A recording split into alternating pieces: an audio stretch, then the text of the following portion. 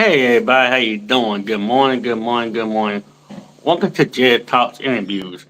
As I interview some business owners and content creators, I am going to interview someone from my church today, and I'm going to say she does a very good job doing her doing her job. So as I'm waiting on her to come up, in the background, and she's here right now. I want y'all to meet her trustee, Theresa Thomas, as as I interview her. Good morning, Theresa Thomas. How you doing today? Good morning, my brother Jarrett. I'm good. How are you? I'm doing wonderful. How you doing? So, Good. by the way, how was church last night? Oh, Yesterday. church was amazing all day. The women's conference was really awesome. I'm so grateful to Pastor Mark Moore Jr., who allows the women to have their space at church, and for Minister Pam, who did an amazing job. Her and her team, they were really, really great. I want to share this broadcast with everyone, so let me Go right do ahead, that. so everybody can know we're live on Get Talk interviews, and if there are Scotty all through my channel, please do so because I want my platform to grow to all three of my platforms. So you see me live every day, not Okay. just Now, you're live on every platform right now? no, it's just on this one right Jared now, Talk. Okay. and the I got Get Talk interviews. Only Jared. when I do interviews on this channel is when I do interviews. But everything else, I do daily lives on my main channel. I talk about church and stuff like that. When on my backup channel, I do like I show like cars, car shows and stuff like that. And then I go Oh, I live love on Saturday. I go live on Saturday nights, something like that. And then I go live like I also go live on at the fair sometimes. So yeah, I okay. do live every day. All right. I'm sharing this right now to my platforms. Facebook. So Cause how are you I did. today? You're busy. You're the I'm hardest working man on social media. You interviewing every day. I'm doing my best. I'm trying to give as many people I can interview, and some people they get interviewed. Sometimes they get busy. Sometimes, and I'm just make sure they get their. You know, I want Right. their content grow and stuff. And I, For I sure. did I did interview Adelia, Courtney. Pretty soon I'm gonna interview Brother Marvin. And but just soon That's down in awesome. November. So, but Okay. yeah, when people coming in, tell, tell the people that don't know about you and your business. Okay, well, I am Theresa Thomas. I'm a great friend of Jarrett's, and so if you're a friend of Jarrett's, you're a friend of mine. You're family. But I live here in Atlanta, Georgia. Originally born in Detroit, Michigan, but I've been here for a long time now. I moved here in 1996. Jarrett, were you even born in 1996? I know. I was I was age In 96, how old were you? 16. Seven. Okay, Okay, okay.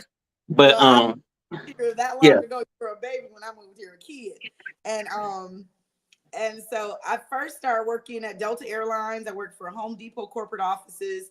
And through transitions of moving to California, moving back to Atlanta, I landed in real estate because it's something that I love to do. And I picked it up just to do it as a side, part time working, showing homes because I love to do that. And it flourished into an amazing, beautiful career. And I think the heart of what I do is tying families and people to places of residence and homes.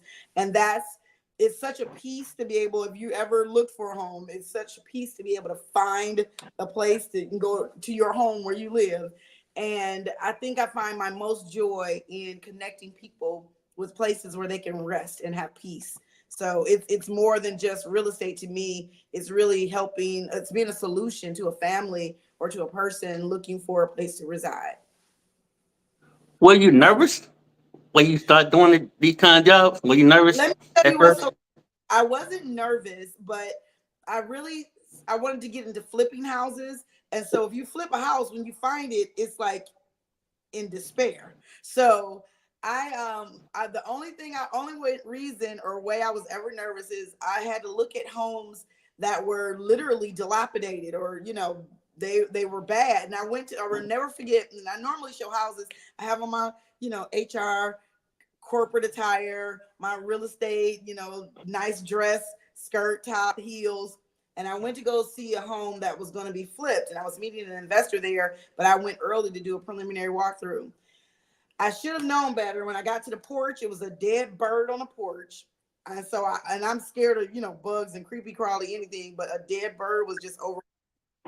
I open the door, go in, it's bugs everywhere. They're all dead, but nobody had probably been in this home in months. It was truly needing to be gutted out. They probably could have tore it down and just redid it. And so it was mold. It was so bad. I went back out on the porch, and I remember calling my pastor at the time. And I was like, I need you to pray for me. I can't go through this. This is terrible. And he's like, do you want to sell houses? Like, you're in the wrong business if you can't walk in a house that needs to be flipped. And I was like, okay, yeah. So I was used to doing all the beautiful homes that were already set and staged and gorgeous. But when I started getting into flipping homes, that's the only time I was ever nervous or apprehensive about that part of the business.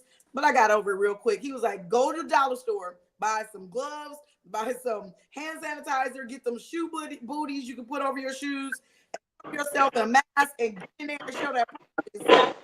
So I did just that, and I went in, and it was better from there. But I was never nervous about doing it. I guess I was excited about the next, interest in my life. I like growing, I like learning, and I was really excited. By the time you go through class, and I had to take, I went to real estate school, of course, and then I had to study for that exam. Then I had to pass that exam, then study for my state exam.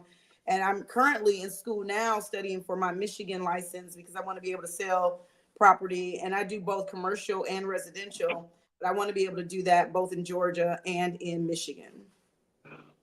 What was can you remember your very first time when you first started the job? I mean, yeah, your first Let me job. crazy. So yeah, I made my mind up to do real estate. I think I got my license in November or December, and I was at a New Year's Eve event with my girls. We were at Dana Tyler's house. I know you probably interview her soon. I'll make you guys get connected. And we were having just like a I guess a New Year's party, writing out our affirmations and what we're gonna do. And I received a text message from somebody I did not know. And she goes to our church now, Megan Island. And she was like, hey, Theresa, I heard you're in real estate. I want to connect you with a young lady who's looking for a townhome.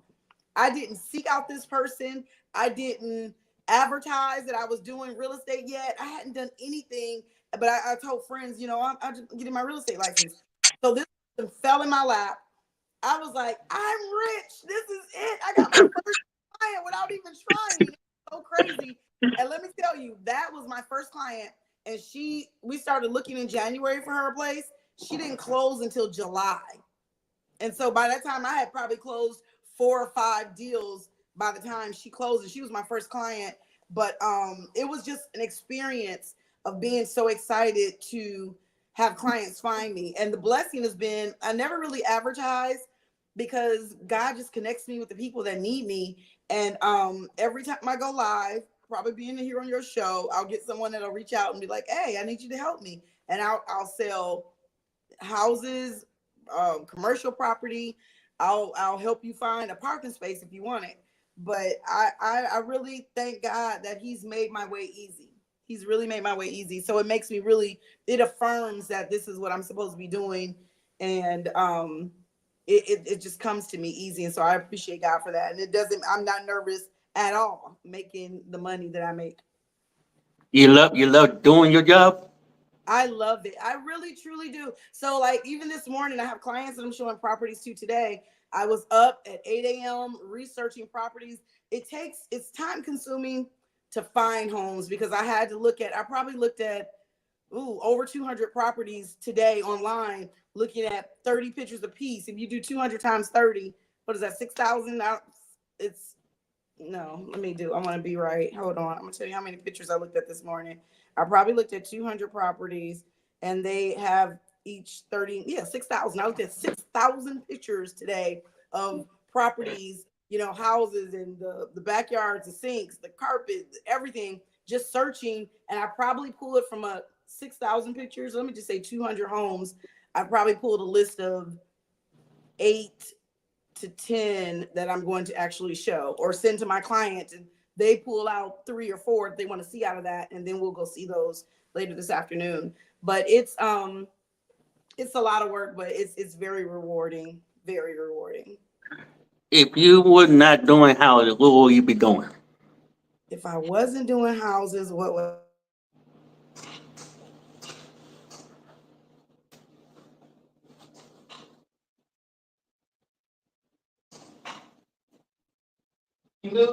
Yeah, I lost her. Hold on a second, Theresa. I'm thinking. Hold on a second. Hold on. Uh, I think. Are we Say still some. there? Okay. Go ahead. Go ahead again. Maybe I should probably put my computer on do not disturb, because I Yeah, think if I get a yeah. message. When people calling, you just make sure you have your phone on. Do not disturb because people be calling all the time. Okay, I'm going to put it on Yeah, now. Do not disturb is on. Okay. yeah. So if I wasn't doing real estate, and and don't get me wrong, I don't do real estate. I do it full time, but I have 3 full-time jobs. So I work at church, as you know, and I also work in human resources. I do consulting, but mostly I work in HR, and then for church. In church, I work in the capacity of being the church's realtor. And if you know our pastor, Pastor Mark Moore Jr., he's literally taking over the world. And I'm Literally. right by him, right by his side, doing whatever it is that I need to do to help him fulfill that part of his assignment. So I see for our church acquiring properties from now until Jesus comes. Like the church will keep me busy if my clients for residential don't keep me busy. But I think that if I wasn't doing real estate, I can't even really imagine what I would be doing. I did HR for over 20 years, and I was really at the end of my good morning, Good Simone. morning, Simone. I was really at the end of my rope for HR after having done it for 20 years. I don't think that I would be doing that for sure. So that was a job that I left. And it was an amazing, beautiful career, but I wouldn't be doing that again. So I think that if I wasn't doing real estate, I'd be working in some other capacity for church. I probably hone my business acumen and skills just to be a better benefit to the kingdom. Yeah, my church, my work it has to be related to church in some capacity for the upbuilding of the kingdom. What uh, what's the good thing about being a realtor? The good thing, I spoke about it at the I beginning. mean, I'm sorry. What the pros and cons of being a realtor? The pros and cons. Okay. I would say the pros would be what I spoke to earlier about connecting families to places to live. Finding or purchasing a home is a very stressful task. It's really hard, and by the time you have families that either if they have children, that makes it even more stressful, because we have to put them in a good school district. We have to find things. Usually when I look for homes, they either want to be in a good school district, or if they're single, they want to be near their job, or they want a good commute to where they have to go to worship. And so there are certain parameters that they look within, but there's no perfect house like people look for. Oh, I have a dream home. You can build a home and it won't be perfect. So it's really marrying the ideal of what is going to be a beautiful residence for you and your family with what's available and what we find out there, and being able to help someone find solace in their search for a residence. And I think that's the most beneficial, being able to be a resource to my clients. I take pride in operating in integrity. I'm not trying to match you to a home with the highest ticket price so I can get a higher commission. I'd rather take a lower commission and you're satisfied than me finding something that benefits me that doesn't benefit us at all or my business. So it's really doing what I can for my client that brings me joy. I think the cons of real estate is working with someone for weeks and months for them to either change their mind or they're just really kicking tires. They're like, I'm looking, but I'm not serious about purchasing. And you have those clients I have clients who are ready now.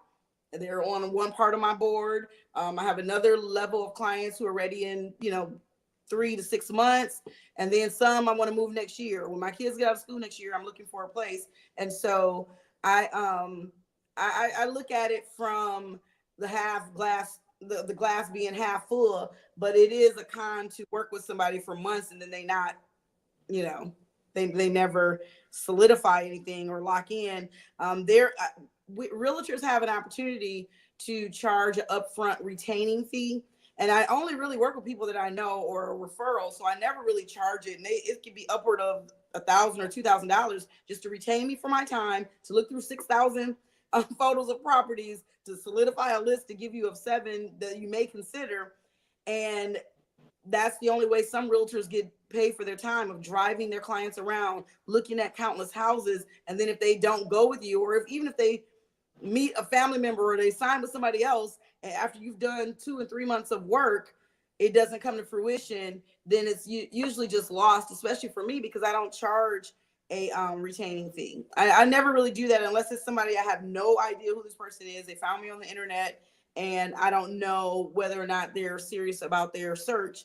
Then I will do that just to get paid for my time, because my time is valuable, because I handle so many different things. I wear so many hats, and I don't have idle time just to, I don't take people out to see properties if they're not qualified. So some people come to me and they want to see homes. And I'm like, okay, let's see your pre-approval letter, because I don't want to take you to see homes that you're not, 1, qualified to see.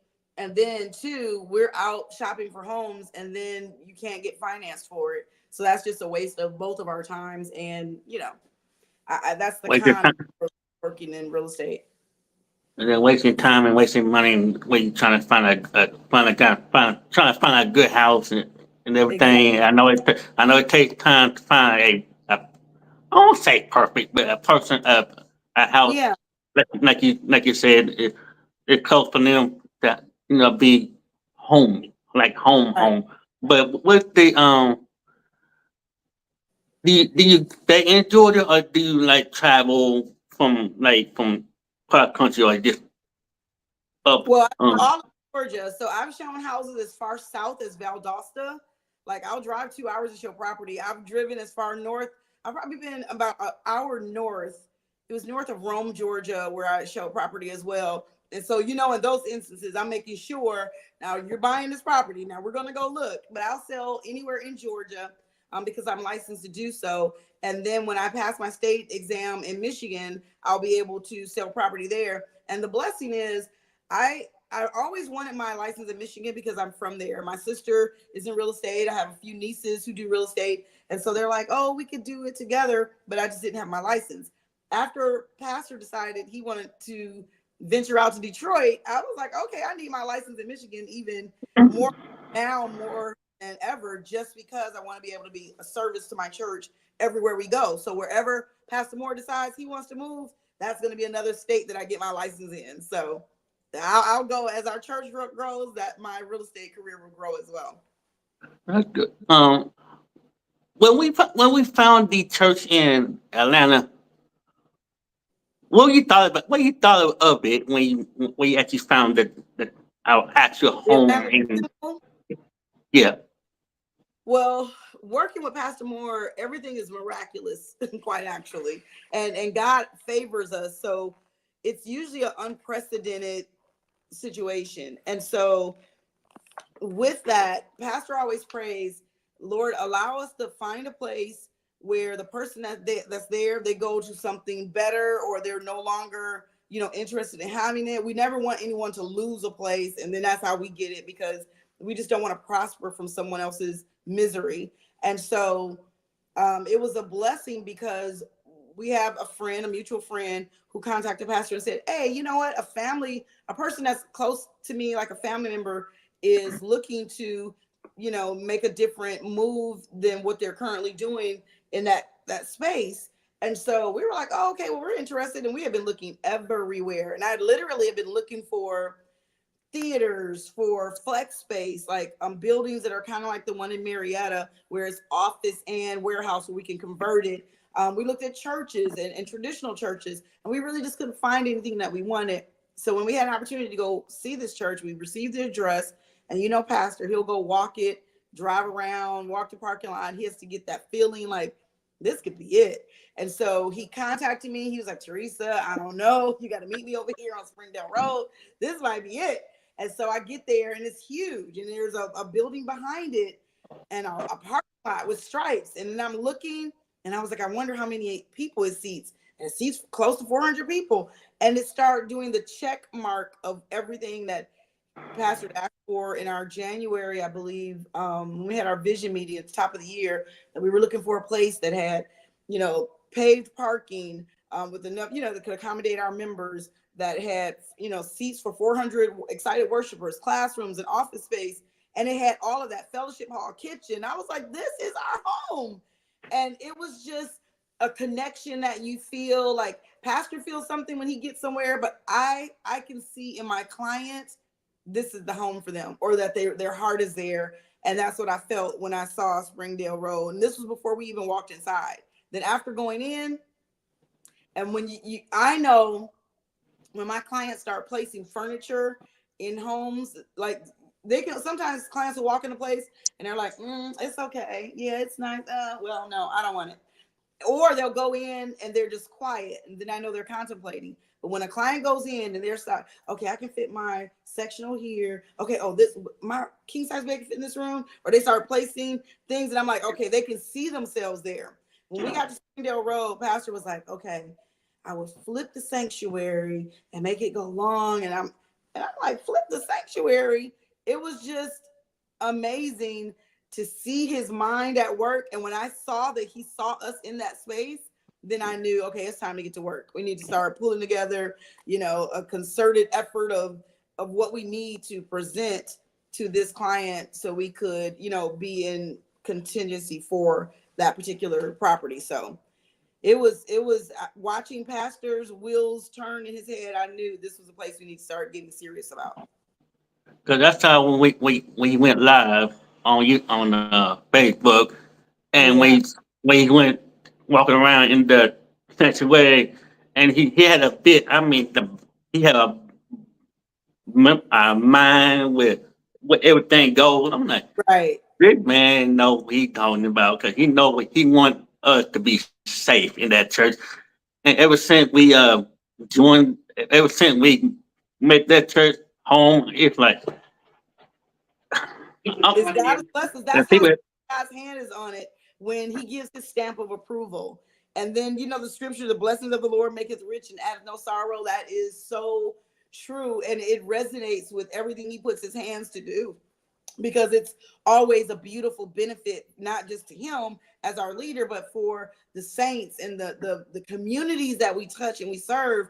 We started off immediately when we started doing construction. We met the temple kids, and it's just that our community is our source and our base, where we can be the hands and feet of Jesus. And so in him finding a home for our church, it was everything that he looked for. And so whereby being the vision coming to pass that God showed him, then we knew, okay, this is where we're supposed to be. And God just keeps showing his hand. And it's a beautiful journey to be on. It really is. So And when that's the commercial okay, side. go ahead. No, I was saying that's the commercial side of real estate. Like, that's not a home, an individual single family home or an apartment or a condo. That's a commercial building that services thousands of people, in our congregation. So yeah, it's amazing. Did you find the church in Detroit? Did you The try to church, find? I partnered with my sister, who's a realtor as well. And so I was looking at, I took a list of churches that I was familiar with and started, seeing like after post-pandemic, a lot of churches didn't make it through that transition. And then some of them were sitting vacant and empty. And I was just looking through churches that I had addresses for, churches that I knew were in organizations that we were affiliated. And so my sister did her Michigan search because she has access to all available properties. And she actually found the Detroit church. It was on her list of churches for us to see. And so every church that we contacted, of course, they were interested in, you can use it for a temporary rental. And so we considering another client would be in the building as well, like, and because it worked for us initially, because we knew we would only be there on the last Sunday of every month, like why would we rent an entire building? But pastor, he was like, I want to plant my flag. So whoever you all contact, ask him, can we put our name on the building, and this is Spirit and Truth, and we will come once a month and we will rent it at full price. And we did that. So every phone call she made, every phone call I made, I'm like, okay, can we put our name there? Can we plant our flag? This is what we want. Now, if we negotiate differently relative to our payments, can we have, more services and whatever it is? There was a whole process. And so this particular church was like, sure, you can come in, you can change the name, you can do whatever, you can pay the primary rental rate and have access to more. And so it landed. God did his thing as he always does. He's the master orchestrator, and he does more than we can ever plan to do. And it just fell when we went to see that building. And it was so beautiful to me because it was small. It had a little small parking lot in the front, street parking that was already paved. We were directly across the street from an elementary school. We were in the middle of the heart of the neighborhood. We weren't in a suburb anywhere. It was exactly what God showed pastor. And so it's so funny when I work with clients, they'll tell me what they want. They'll, like, pastors tell me what his needs are. And then I'll go search. And then at some point they'll say, this isn't what God showed me. So even with residential clients, and I'm like, excuse me, whatever God showed you, can you give me that list? So that's what I can look for. So when we got there, I knew what pastor had sought the Lord for and what he had gave him a piece about that he would find in Michigan. And we had searched high and low. We had been to see, I think we had taken 2 prior trips looking at properties and searching every time we went up there. And this particular one, when we got there, we were like, wow, this is perfect. Like, this could be it. This could be our first church here. And things turned out where God turned it in our favor. And we were able to rent that available facility. And we will probably purchase. It's ours. It feels like ours. Like, we'll probably have it forever. Like, we've really outgrown it. We're outgrowing it at the seams, but pastor likes to be packed and have standing room only. So God has given us that. But it's like I've known Pastor a long time. Yeah. I've seen this man grow from being a drummer, a minister, singing in all the place, to becoming bishop, assistant, and it's like I just know that man all my life. He's like my big. For some reason, it's like my big brother in Christ, Right. and it's like no, I can't. What can I do without him? Cause he always like he know what he's doing. But when he got to Detroit, did did he well asked about the land campus? Did he have a vision of where the what the chair's gonna be with the LEDs, all that good stuff? Absolutely. Every time we walk into any building, he's placing that LED wall. You know that. So we went at the temple for Atlanta. When we walked in, pastor likes wide church, and it brings everybody closer. If you have it the long way, then you have further rows back and they're further away from the altar. But if you do it the wide way, it's only so many rows deep, and then everybody is closer to the front. And so with the structure of that church, it was a traditional church with arches and everything. He was like, we could still put a LED wall on the side and turn the sanctuary. And we were there with the people that own the church, and they were like, can you do that? Like, we never thought of that before. And even for them to see it now, they're amazed at what vision Pastor has. And he's a visionary. And when we got to Detroit, we walked in and he was like, okay, yeah, we can do this. Okay, we place the chairs. I can have the band over here. Now we can do, and this windows behind where our LED wall is. And he's like, okay, we can put the LED wall here. We have a baptismal pool. Like, everything was set. Even with the walking downstairs, we can have children's ministry. We can have overflow. We have the kitchen. We can do pantry here. It's just one thing after the next to watch the vision coming to pass. And it literally came to pass before our very eyes. It was amazing.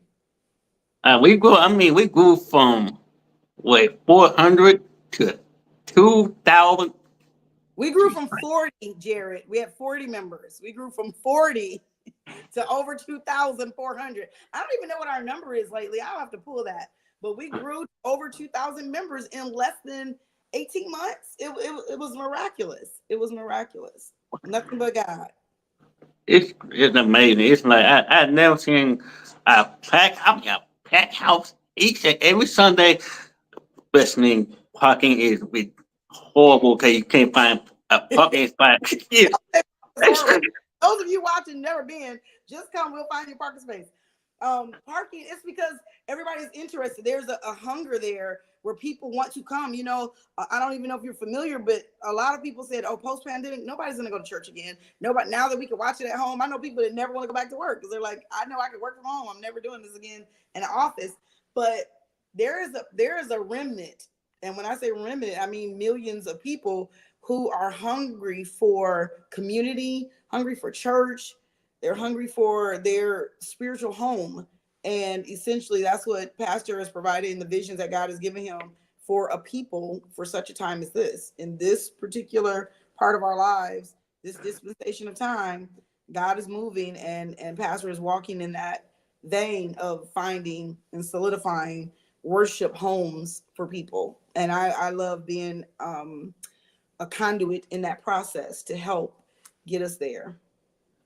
I really like what he said every Sunday that we go with the family. We had given out cars, we giving out scholarships to people. We've been giving out free groceries, all that stuff. It's like that's what people need these days. Cause people are starving, like starving. They don't have a place. Right. Especially homeless people. I'm like even my mom and I. We've been doing. At first we did the pantry. Like I put in the we go in the pantry and I put the like the canned goods and stuff in there in the boxes. Right. And she just helped me put the boxes on the shelf so people ship out to the people. I'm Right. like, this what I like because I like helping other people Right. and that's what passion. I mean that's what a church does. It's not just because that we. It's not about money. It's just Right. we just there to help people, help the community, and just It's what Pastor says all the time. Like, what are you all doing with the money? We're spending it. We're helping people. Like you said, we've funded a scholarship for a college student, which we'll do more even next year. We've given away cars to families who truly needed the transportation. We've fed tens of thousands of people. Even in Pastor, this isn't something new we've started doing. This is something that is grown in his ministry. And even working with him in Young Leaders Conference, we paid off millions of dollars of medical debt for individuals who would otherwise not be able to pay it. We helped people stay home for the holidays last holiday season by paying off mortgages and back pay for those who couldn't pay their rent. And they would have faced eviction for the holidays. And so it's literally being the hands and feet of Jesus. You can say it all the time, but if you're not tangibly doing it and touching people, you have to touch people to do that. And so it's amazing. I think that working with a visionary that close, like you've known him for years, you've watched his ministry grow from minister to, I call him bishop all the time on accident. It's like he's not bishop, but I come. Yeah, he's an apostle. Like he's an apostle of the Lord's church.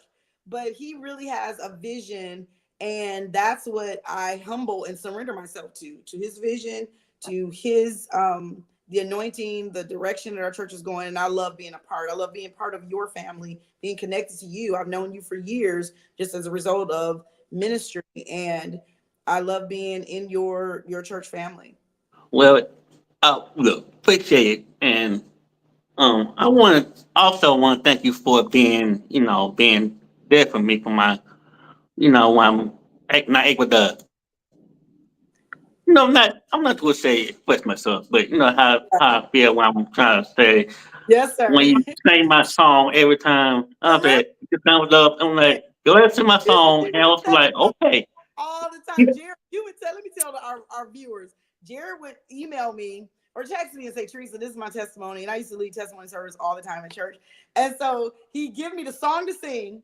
Surprised he didn't tell me what key to sing it in. But Jared is so bossy. Jared be like, say this and communicate this. This is my testimony. Sing my song. I'll be like, or wait a minute, sometimes he wouldn't even give me the email in advance. He'll get to church, he'd be like, sing my song. I'm like, yes, sir, I'll sing your song for you. But like, Jarrett, I've been rocking with Jarrett for a long time. And so it was amazing just to even be able to communicate the passion that you have in your testimony, because something like what transpired at work or whatever it is, or with healing or any doctor visit or whatever it is you want me to testify about, that I was able to communicate it in the way that honored you and honored your words, and brought the joy that you have when you sing your songs. And I sing, you shout and dance. And so it's just like we're a good partnership. But you're very welcome. I love doing that. That's that made us family. Me and you, we're connected. It's not. Oh yeah, that was came all the way from White Mill Road. It's like 10 Yep. years. No, actually longer than that. Now, since Longer years too. yeah, longer than that. Cause Now, White Mill Road. Jared's been over Then 15 years. I've known you over a decade. That's crazy. That's yeah, crazy. actually, I have to get her on my channel one day because like when I said when I first tried my channel, I said I want to be myself, just be myself, to go live, and just try and find some good people with the interview because I had like what Pastor said, he have a vision, I have a vision because I Right. didn't want to just sit at home. I didn't want to sit at home and just be pooping, just play my game all day. I said, God told me that, yeah, you're gonna have you gonna have to start your YouTube channel. You're gonna interview people, no matter who they are, what profession they're doing. If they have a YouTube channel, they do it. And Oh, cool. I was sitting there one day. I'm like, are you really talking to me? Not yeah. I'm talking to you. Cause you gonna be at home being bored. And actually he wrote me a list of people who want to be on my channel. This Oh, is that's for this is why I started interviewing people from church. The yeah. first person I interviewed from LTC slash Spirit and Truth, it Yeah. was Dr. Batista. No, I'm sorry. I'm sorry. I'm sorry. It was Adelia Johnson. Okay. It was Yeah. Adelia Yeah. Johnson. I didn't Yeah. have a tripod at the time, and she helped me to get my channel, like have my spot That's right here. So I don't have to hold my phone a lot. right. So, That's so cool. Delia is, we love her. That's my sister. and So she bless helped her. me to grow my channel and said, okay, thank you, Dave. They was over at Madnair. They was left Yeah. Bulletproof to Same here. Madnair, and they were Bishop. I wish I could call him Bishop. Pastor Moore said there's a leak in the school. And Yes, we sir. feel like uh-uh, And we we got got to the go. food. Right. We got to go. And That's funny. yeah, it was like, yes. So So Jared, let me ask you this then. And I know go you're right ahead. But let me ask you a question. I know you have, I follow you on three different pages, but how often are you on? What's your schedule so people will know? I didn't know that you come on at 10:15 every morning. Is it every day, 10:15? Monday, Wednesday, Friday, 10:15 to 11:45, depends on the call session. Tuesday on this channel. 10:15, 11:45, Monday, Wednesday, Friday, 8 o'clock at night, and then on Sunday, 8 o'clock only after church. Oh, okay. That's And then, yeah, that. and then on the backup channel, I go on the weekends. I go on like, no, I go Tuesday before Bible study, Okay. the Atlanta campus, Thursday before the Detroit campus, and then Saturday, 8 o'clock before we go to church. Okay, that's And cool. and then on the interview channel, whatever, except Sunday mornings. Okay. Yeah. That's good. You're there, you're on often. So people have plenty of opportunities to join your channel and watch you and then even go back and watch some of your reposted videos. That's cool. That's what I do. What I do is when I go live on my channel on either my channel, I go we watch my lives and do like a film study and see what I need to do better on the next live so I can keep me going. And I need Yeah. to what I need to work on better. So when the next person I do an interview with or do Yeah. a live by myself, I can have a good audience. Appreciate Simone. I want you to come. And matter of fact, well, never mind. Look, But you need to I come. would love, On. I would love people to connect with me because I'm not everybody else on YouTube. I'm just like to come home. When I go live, I just come and say, "Good morning, how you doing?" If you're at work, you have me running.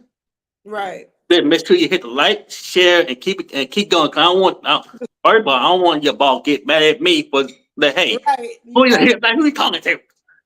So I said, if you're at work and your boss want to know who I am, you just like well, give him my YouTube channel so you can know who I am, so that right. I can do and I can do that. So That's so I know cool. you remember Officer Dukes. You remember Officer Dukes? Yeah, absolutely. I just interviewed him last Really? last Thursday. Yes, I did. I did. Yes, I did. So, if you didn't get a chance to watch that interview, check that live out. And yeah, I did. I do a lot of interviews. I mean, it's not just YouTubers. I just make sure I want y'all. If y'all have a business owners, now Pat Right. say, if you're a business owner, I want you on my channel because I want y'all. I want to help y'all out. Not Yeah. just passing, but he got to be It's good himself. But for your audience. Yeah, it's good to be out there. Like every time I go live, I get clients. So it's really a benefit to be here. And I appreciate you even considering me and thinking about me. I really do. That do was you do cool. you do you go live on Facebook or do you ever use your YouTube channel?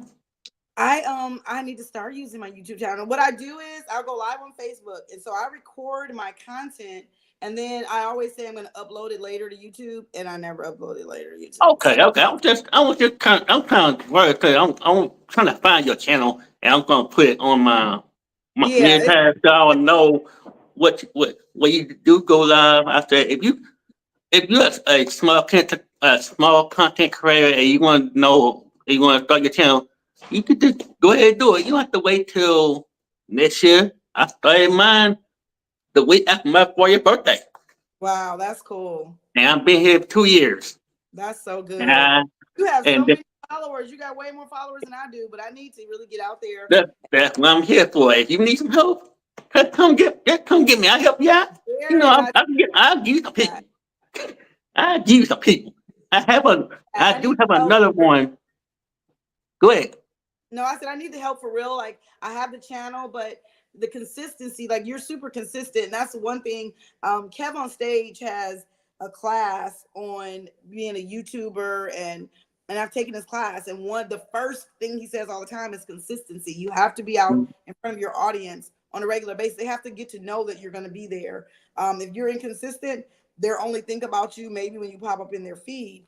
Right. But if you're consistent, they'll know that okay, Jarrett's on every Monday, Wednesday, Friday, 10:15 a.m. So I know I can go watch that. So it's good to have a schedule and be consistent. So I might do something where my YouTube channel is Miss TFT, but I need to, make it TFT Realty. But I wanted to do, and I was torn between doing just, content on daily vlogging of what I do, the life in, a woman boss, trying to do my personal with weight loss, with working out, my spirituality, with, taking care of my physical body, my spiritual body, and then with working in business with real estate. So it was kind of all over the place. So I didn't have a concerted thought towards what I wanted to do, but I think that I should at the very least do my real estate so I can start vlogging that and doing content, because that's what people really want to see. They want to see these houses that I'm showing. They want to see, more content with that. Yeah, it be yourself.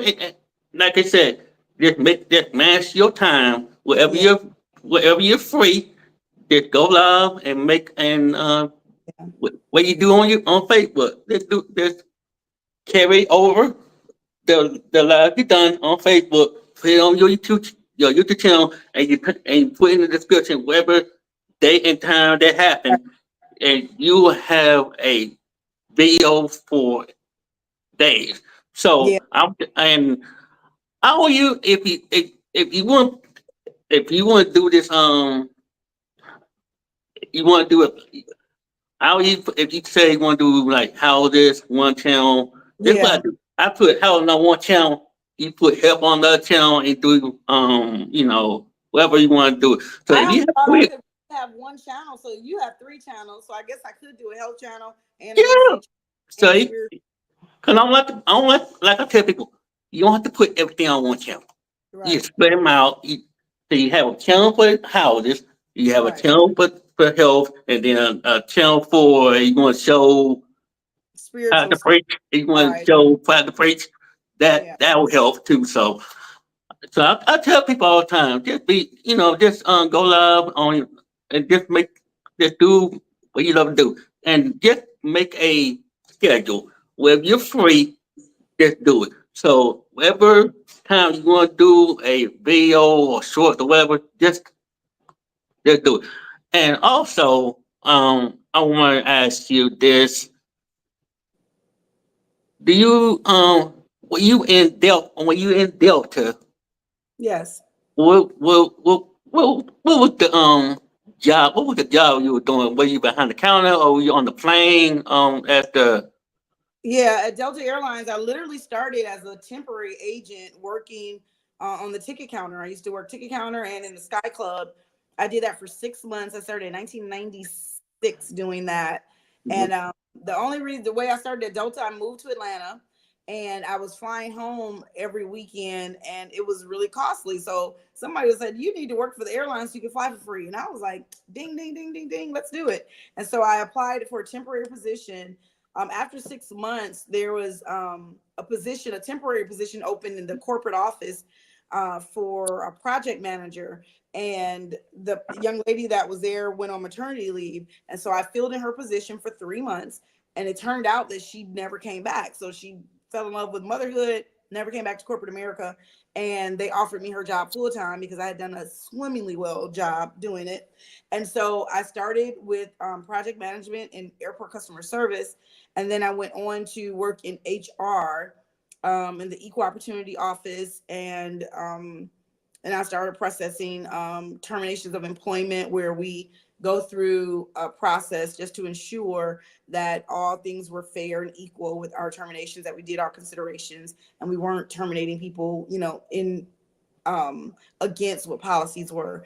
And so I did that. And then I started traveling with our law department, teaching our management team equal opportunity and our sexual harassment practices. There was, at that time, I believe there was a huge, uh, it must have been like it was a lawsuit at Coca-Cola, but it was really big in media to where it highlighted corporate jobs and their lack of having sexual harassment policies and procedures. So Delta at that time instituted an entire program and a platform on pushing that. It was a movement that we did to ensure our employees were safe and that they knew that there were advocacies for them if they felt like they had been harassed in any capacity. And so I traveled and did that for 2 years with our law department. I was offered a promotional opportunity to go live in LA to be the regional HR manager for the West Coast. And it covered all of our Western cities from Hawaii all the way up to Salt Lake City. And I was the regional director for that for a while. And then we filed bankruptcy in 2005. I opted to leave the company at that time. I stayed in LA, thought I was going to make it big doing voiceover acting. And I stayed there for about 2 more years. And I was vetted by so many companies and kept being offered to come back to corporate America. So I eventually went back with Home Depot, and I worked for their Expo Design Center store as their regional manager for the West Coast and Human Resources. That job promoted me to the East Coast manager, came back to Atlanta. Home Depot moved me back to Atlanta. And then we eventually closed the Expo Design Center stores. And that's when I got my real estate license after I was laid off from that particular job. And I did go back to Delta for just maybe I think a year or two, and then went back to Home Depot. And I was like, let me just stay out here in the real estate streets. And so I eventually stayed in real estate. You caught my attention about the voice acting and the out there in LA. Did you ever meet did you meet any famous people when Man, you're out there in LA or LA, you can go shopping, you can go to a grocery store, and you meet actors all the time. I lived in Playa del Rey, and there was a beach there. I'm sorry, I'm sitting in my window and the sun is beaming. It's such a beautiful don't day. worry. You said Yeah. the son love you. Yes, the sun. Like my view is probably let all the let the lights chime in, yeah. light and beamy. But I love sitting here at the table and soaked in the sun. But I met so many actors. I used to live in Playa del Rey. It was right by the airport, but it was off of the beach. I was probably like a 3-minute walk from the beach. And so there was a beautiful place where you can sit. It was kind of like on a hill. Everything is hilly in California, but you can see an amazing sunset. Like it was just water. The next piece of land was Hawaii, probably. And I would go watch the sunset all the time. And I remember I've seen Denzel Washington there. I've seen Jamie Foxx there. And then just so many, those were the two that stood out in my mind. But you see actors and actresses all the time eating lunch at, you go to the places where the good food is and people love good food, and you'll see an actress or actor. So I saw and met so many people that it really became numb to me. Like I wasn't starstruck or awestruck by meeting anyone. I've done voiceover acting. I've done background singing. I used to sing as a background singer on the Jay Leno show. So I had an opportunity to meet so many people on the Jay Leno show. But it's like the singers, you're a background singer. You're not gonna, oh my God, can I get your autograph? So it's just like, how you doing? I'm working, you working, I see you. So Wow. it was crazy though. Like it was literally bananas. I met so many people, but it was, and then like I would go to rap parties where like they would I had friends who were in the industry. So if they would shoot a movie, they'd have a rap party for the movie. So it would be an amazing space they rent out, and you get tickets to do the premiere and go to their shows. So I've gone to so many premieres where you meet the stars and actresses, and from the actors from that show are there. And they walk the red carpet in front of you. It's amazing. LA is something else. Like I loved it. It was really, really beautiful. It was an amazing time of my life there. Um, who was since you talk about actor and actress, who was your favorite actor or actress growing up Um, that you want to meet or you want to meet? Let me think. I don't even know. Like I love Will Smith because I've never met him before, but he was always amazing. I think just from the Fresh Bel Air, like that was one of my shows that I watched in high school and college growing up, probably college mostly, I think. But it was in Martin. I met Martin before. Martin Martin Lawrence. Lawrence. Yeah, and Mm-hmm. amazing person. I met Eddie Murphy before. I love comedians, and so those were the venues I used to go to. There was a place called Black Sundays, and it was Sunday night stand-up comedy, and it was amazing. Like, you meet every comedian that you could think of would come through there and just do a stand-up. Like, you never knew who was going to be there on Sunday nights for comedy, and that was great to me. Like, that was amazing. Well, I know you're not say you're not starstruck, but what's one of the all the actors that you met that make you like, wow, I want to take a picture with that Let me person? tell you, there was one person. I was working for Delta Airlines then. I used to work when I worked at the ticket counter, I worked first class line. And so we always had like every celebrity that was in Atlanta came through there through our Yeah. first line. And we used to have baseballs for the baseball guys. They come, we have them autographed. We used to have footballs behind the counter. Like, anybody that would come, any sports, we would have that particular equipment so they can sign it. But I remember working first class and I met Ray Charles and I lost it. Like, it was, I was embarrassed the way I cut up for me. You didn't cry, did you? So what happened was, I didn't cry, but I screamed like a little girl. And so Like a little baby.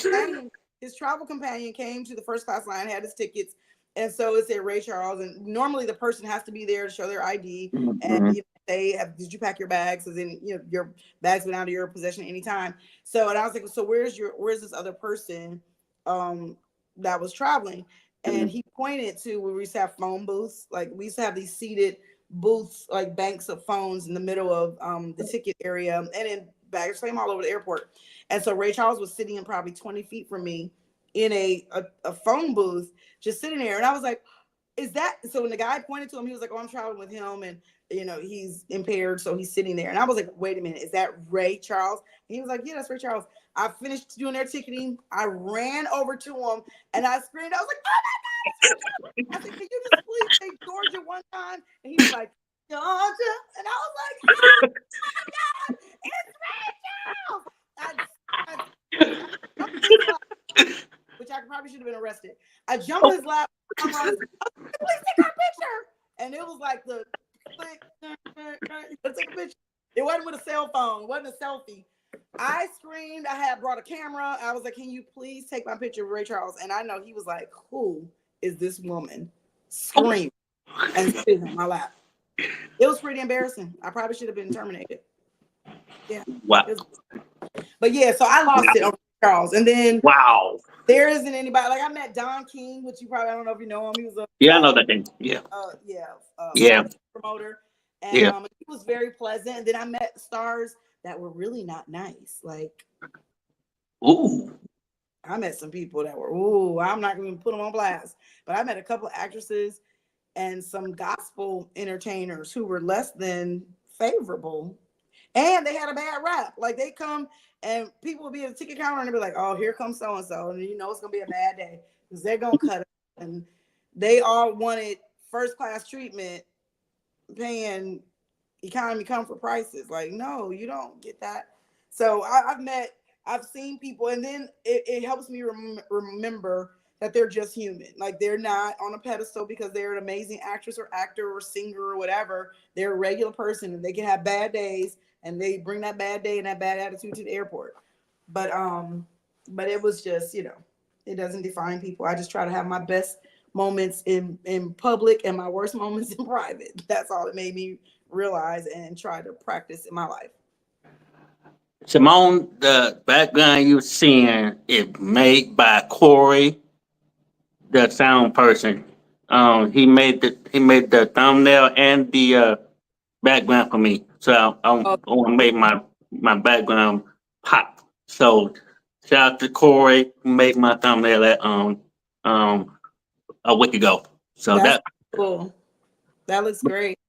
I know over until when 11:45. I have clients at noon. I have to go get ready for it. But I want to thank. One more question. Yes, sir. Before you leave, about the Hey, hey, girlfriend.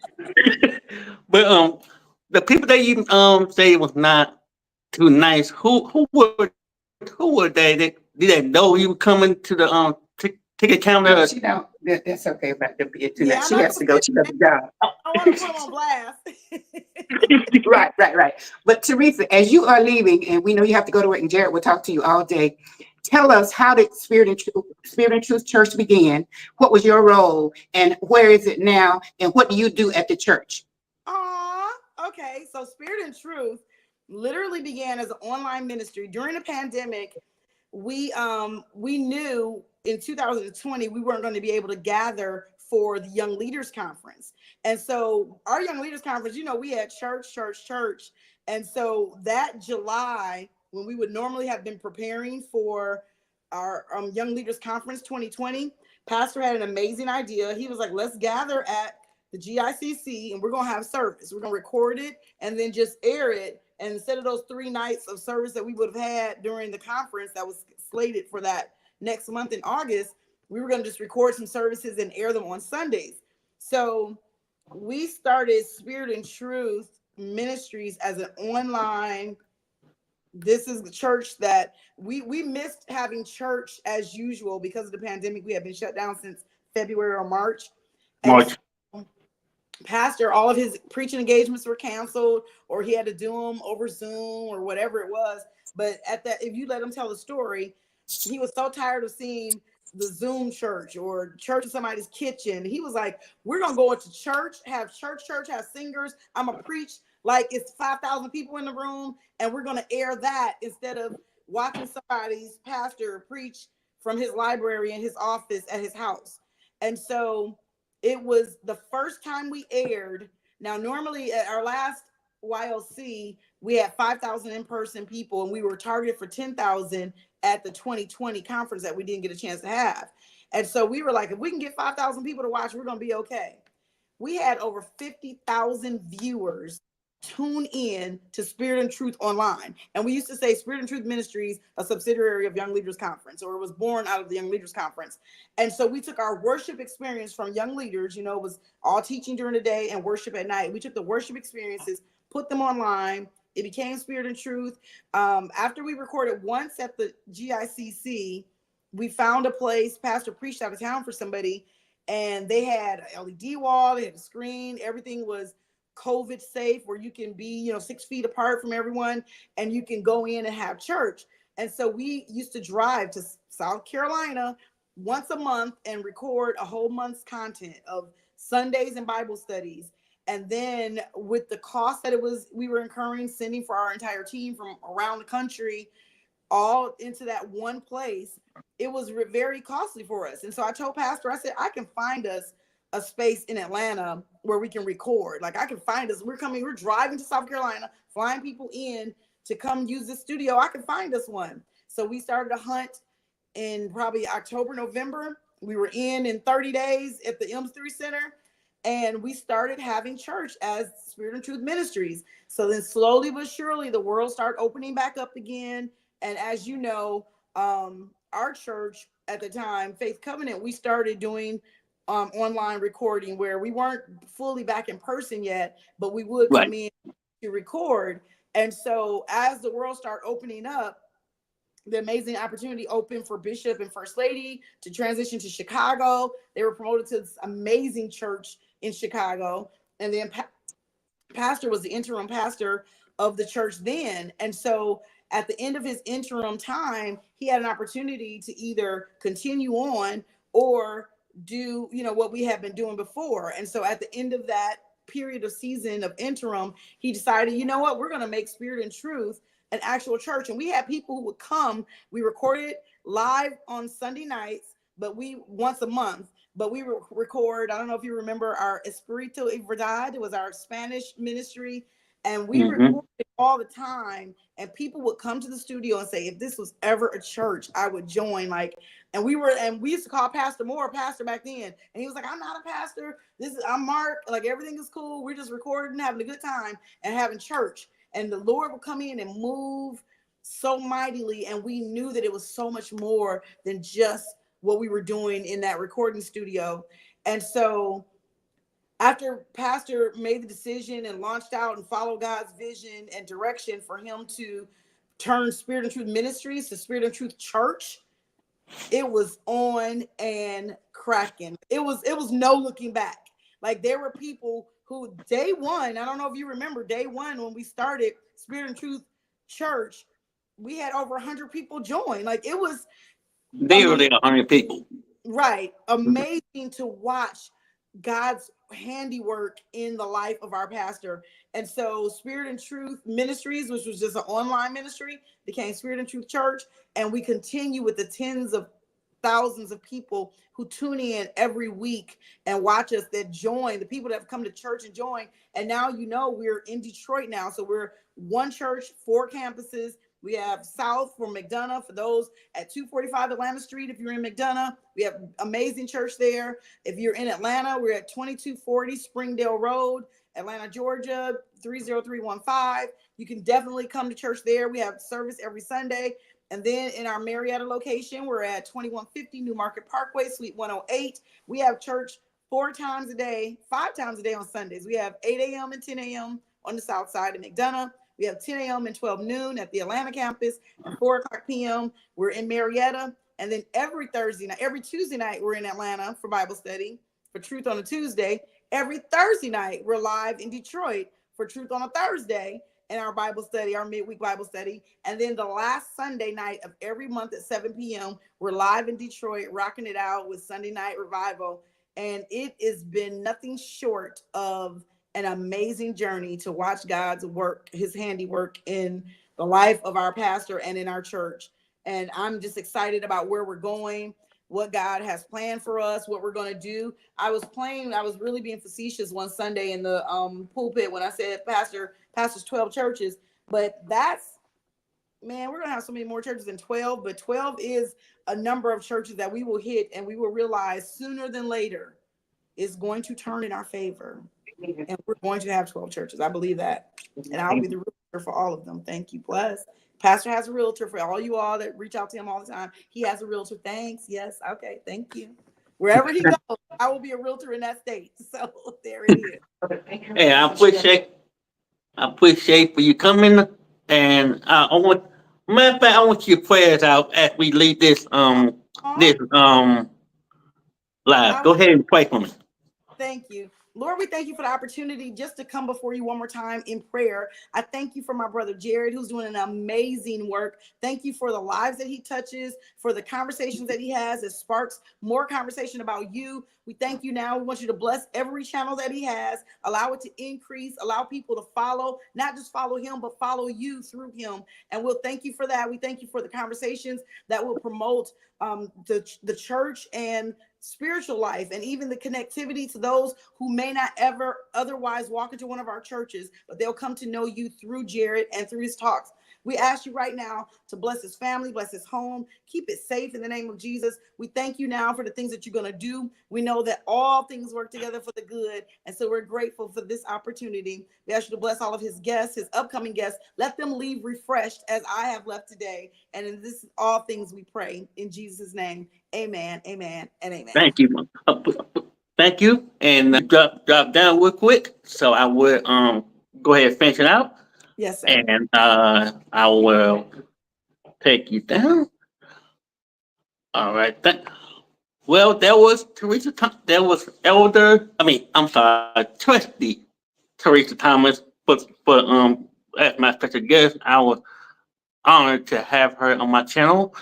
So if you want see this live again, it will be on my guitar interviews, and I want you to like, share this live out. I want you to know that I'm passionate doing this live. So, and other than that, I'm gonna go ahead and get out of here. I'll see y'all tonight, next time for another interview with another special guest. All right, Jarrett talks out. Peace.